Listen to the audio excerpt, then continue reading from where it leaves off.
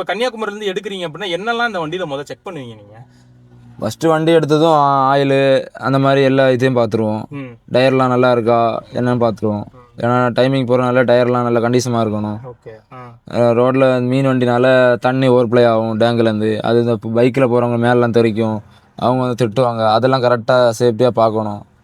அதான் டிரைவர் செய்ய வேண்டிய மெயின் விஷயம். தண்ணி லீக் ஆகாமல் பார்க்கணும். பேக்கில் மீன் தண்ணி அடுத்தவங்களுக்கு டிஸ்டர்ப் இல்லாமல் நம்ம போகணும்.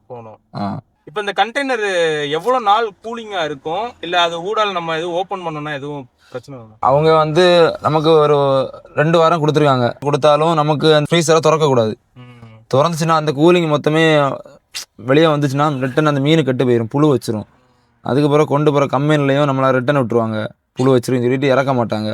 அதனால் அந்த கண்டெய்னர் நம்ம திறக்கக்கூடாது. இந்த செக் போஸ்ட்லலாம் சில நேரம் திறந்து காமிங்க, என்ன இருக்குது பார்க்கணும் அப்படின்னு. அப்புறம் அவங்கள்ட்ட விவரமாக சொல்லுவோம், உள்ள மீன் தான் இருக்குது, எதுவும் இல்லை. அவங்க திறந்து காமிக்கணும்னு சொல்லுவாங்க.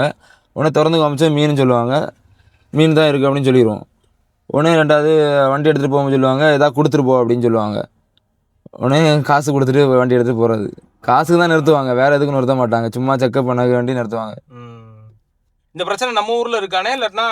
ஆமாம் இருக்குது. நம்ம தமிழ்நாட்டு இப்போ ரீசெண்டாக இப்போ தான் குறவு. முன்னாடி நல்லா எங்கே போனாலுமே இருக்கு, இப்போ கொஞ்சம் குறவு.